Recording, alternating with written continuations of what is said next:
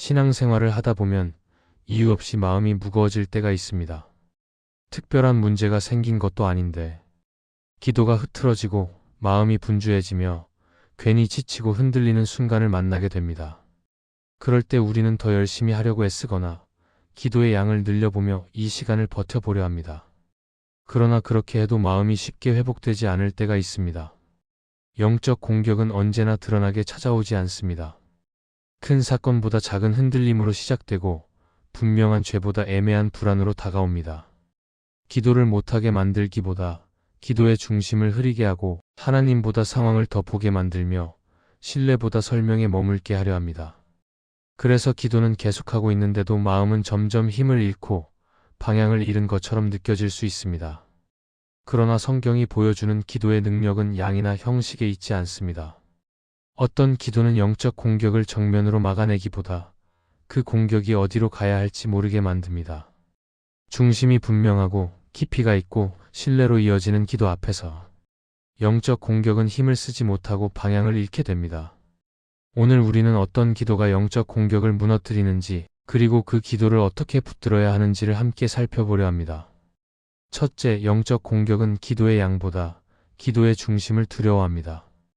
우리는 마음이 흔들릴 때 기도의 양을 먼저 늘리려 할 때가 많습니다. 더 오래 기도하고 더 많이 말하며 더 열심히 매달리면 이 상황을 이겨낼 수 있을 것이라 생각합니다. 물론 기도하는 시간은 소중하고 하나님 앞에 나아가는 그 자체도 귀합니다.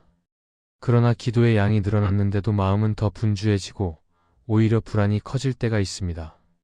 그 이유는 기도가 많아서가 아니라 기도의 중심이 흐려졌기 때문일 수 있습니다. 영적 공격은 우리가 기도를 얼마나 오래 했는지에 크게 관심을 두지 않습니다. 대신 그 기도가 무엇을 중심에 두고 있는지를 흔들려 합니다. 하나님을 향한 기도처럼 보이지만 실제로는 상황을 붙들고 있거나 결과를 재촉하고 있거나 스스로를 설득하려는 기도가 될 때가 있습니다. 이런 기도는 분명 열심히 하고 있는데도 마음은 점점 지치고 기도는 무거운 의무처럼 느껴지게 됩니다. 중심이 하나님에게서 조금만 벗어나도 기도는 쉽게 흔들릴 수 있습니다. 기도의 중심이 하나님께 있을 때 기도는 단순해집니다. 무엇을 얼마나 말해야 하는지가 아니라 하나님 앞에 어떻게 서 있는지가 더 중요해집니다.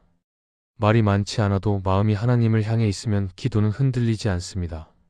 하나님은 우리의 기도를 들으시고 우리의 마음을 아십니다. 그래서 하나님은 기도의 분량보다 그 기도가 누구를 바라보고 있는지를 보십니다.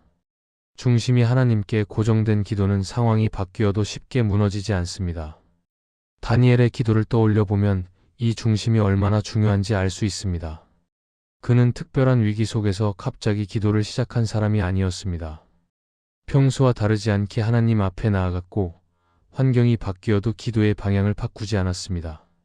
그의 기도는 위기를 해결하기 위한 수단이 아니라 하나님과의 관계를 지키는 자리였습니다. 그래서 외부의 공격이 거세질수록 그의 기도는 더 흔들리지 않았고 영적 공격은 방향을 잃게 되었습니다. 기도의 중심을 지킨다는 것은 완벽하게 기도한다는 뜻이 아닙니다.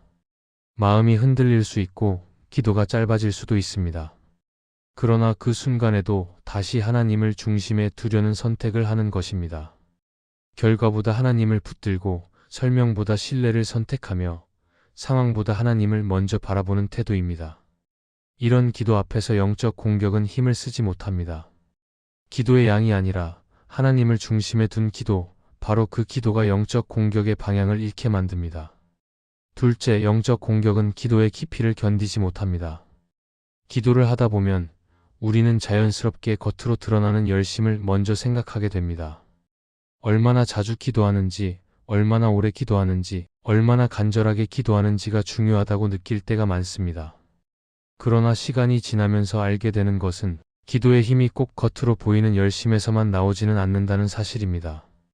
오히려 조용하지만 깊이 이어지는 기도 앞에서 마음은 더 단단해지고 흔들림은 줄어들기 시작합니다. 영적 공격은 이런 기도의 깊이를 견디지 못합니다.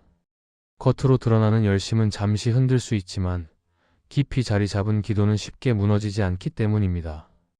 기도의 깊이는 말의 크기나 감정의 강도에서 생기지 않습니다. 하나님 앞에 오래 머무르며 설명보다 신뢰를 선택하고 결과보다 하나님을 먼저 바라보는 자리에서 조금씩 만들어집니다. 이런 기도는 눈에 잘 보이지 않지만 마음의 중심을 단단히 붙들어 줍니다. 기도가 깊어질수록 우리는 모든 상황에 즉각 반응하지 않게 됩니다.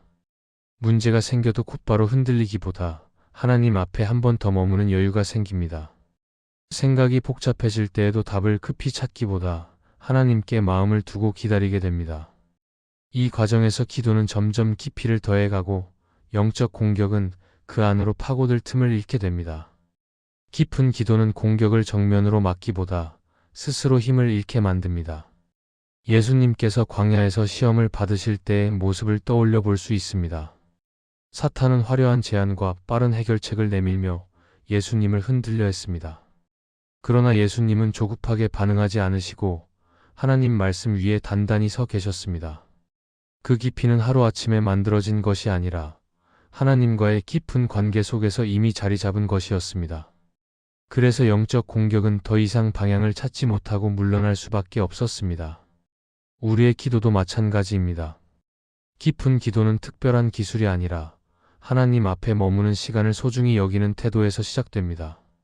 말이 많지 않아도 괜찮고 감정이 크게 움직이지 않아도 괜찮습니다. 하나님을 향한 마음이 깊어질수록 기도는 자연스럽게 중심을 잡고 영적 공격은 그 깊이를 뚫지 못합니다.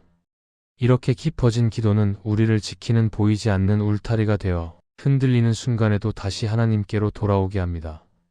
셋째, 영적 공격은 설명을 요구하지만 기도는 신뢰를 선택합니다.